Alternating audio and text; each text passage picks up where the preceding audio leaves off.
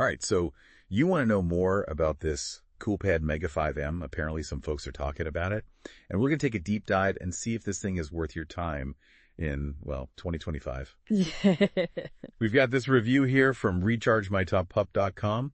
They tend to be pretty practical when it comes to their tech advice. So, yeah, let's see what they have to say about this phone. Well, I think the most interesting thing is this phone actually came out way back in 2019. So it's kind of wild to think about it now, not just looking at the features themselves, but, you know, how well they stack up against what we expect from a phone, 6 years later? Right. Like, is this phone some hidden gem, or is it just a relic of the past? Yeah, yeah, exactly. So let's just jump right in. The review gives us some specs.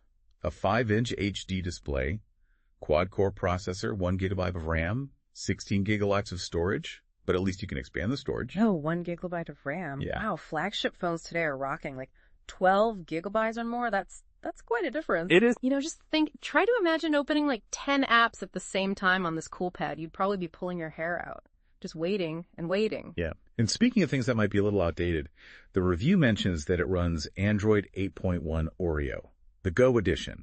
Now, for who might not know, what exactly is that? So think of it like Android's little sibling.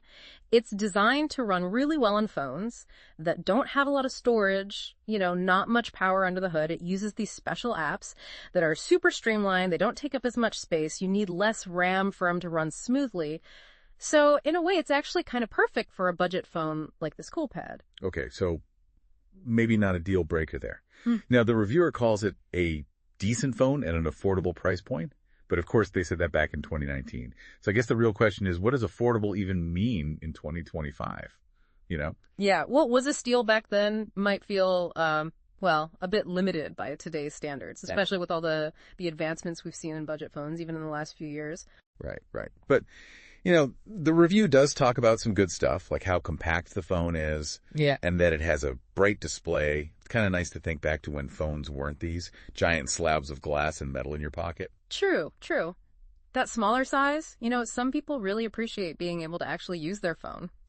Yeah. With one hand. But, the review does also mention that you might run into some slowness because of those specs we talked about. I guess that makes sense. But, how slow are we talking? Would I be able to check my email or browse the web without wanting to, chuck this thing across the room? That's a good question. I mean, on paper, the specs might seem okay, but the real world stuff that matters, right? Like, can you use it for navigation when you're in a hurry or, quickly snap a picture? That's what most people use their phones for all the time, right? Yeah, I think that's a great point. Let's dig into that. All right, so let's imagine, right? You're using this Coolpad Mega 5M in 2025. You're late for a meeting. You need to book a ride. So you open up your ride-sharing app. Oh, man. With only 1 gigabyte of RAM, you're going to be staring at that loading screen for a while. And forget about trying to, check your email or scroll through social media while you wait. I mean, this phone, it's just going to crash on you. You'll end up more frustrated than before. Yeah, not ideal. Yeah. Okay, so what if you're, trying to take a quick picture? Like, something's happening. You got to capture the moment. You're probably going to miss that moment, to be honest. With the limited processing power, there's going to be this delay between when you hit the button and when the picture actually takes. And forget about any fancy stuff like burst mode or HDR. Oh, right. And we haven't even talked about storage space. 16 gigabyte, even with that expandable storage. I mean, you're constantly going to be deleting things to make room for new apps or photos. Yeah, it's like trying to pack for a week-long trip with one of those tiny backpacks. You just can't fit everything you need. You got to make some tough choices. Exactly. But, the review does mention something pretty interesting about this phone. It has a removable, replaceable battery. Like, you can actually swap it out. Oh, wow. You don't see that very often these days, do you? No, not at all. Most phones, you're stuck with whatever battery they come with, Yeah. But back in 2019, having that option, that was a huge plus. Oh, yeah, I remember. It was like having a spare tire for your phone. Right. And it wasn't just about convenience. It was good for the environment, too. You didn't have to throw the whole phone away when the battery died. You could just, replace it. Absolutely. More sustainable, that's for sure. Now, the review mentions the battery lasting a full day with moderate use. But again, that's back in 2019. I'm curious, what do you think that means in 2025? Well, our phone habits have changed a lot, haven't they? So many apps these days just drain your battery. Oh, yeah, battery hogs, for sure. Right. What was considered moderate use back then? Well, it might drain this Coolpad pretty quickly today. I mean, you'll probably still end up needing a charger or an extra battery, like you said. Yeah, true. Though honestly, even a lot of new phones need to be charged during the day these days. That's true. Battery tech has improved, but so has our usage. It's always a trade-off. Hey, speaking of interesting features, the review mentions the Coolpad has a fingerprint sensor and face unlock.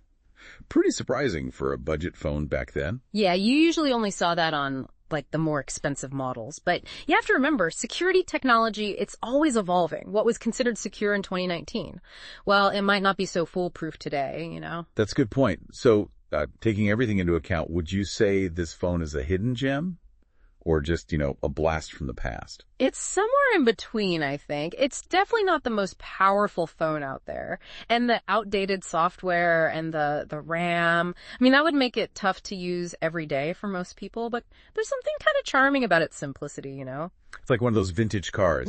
You might admire it, but you wouldn't want to drive it to work every day. Exactly. It really depends on what you're looking for in a phone, what your priorities are. Okay, so we've talked about some of the key things to consider.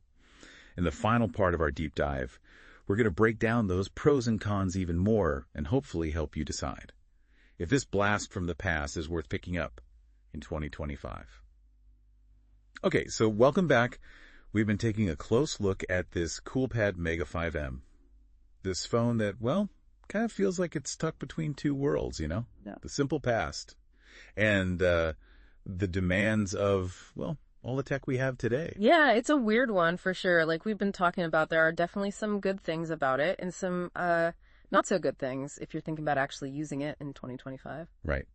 So let's break it all down. Maybe start with the good stuff. Yeah. I think one of the most appealing things about this Coolpad is how compact it is. Phones these days are just getting bigger and bigger. So having something small that you can actually fit in your pocket. Yeah, I mean, if you're tired of those giant phones that you can barely hold in one hand, this Coolpad, it's a nice change of pace. For sure. And like we mentioned before, the replaceable battery, that's a big plus. Definitely. Not many phones let you do that anymore. And it's not just about convenience, right? I mean, it's better for the planet. Oh, absolutely. Being able to just swap out the battery instead of getting a whole new phone, it's much more sustainable. Right. And let's not forget the price. I mean, it was a budget phone back in 2019. So in 2025, it's probably going to be super cheap. Yeah, you could probably find it for like a fraction of the cost of a new phone.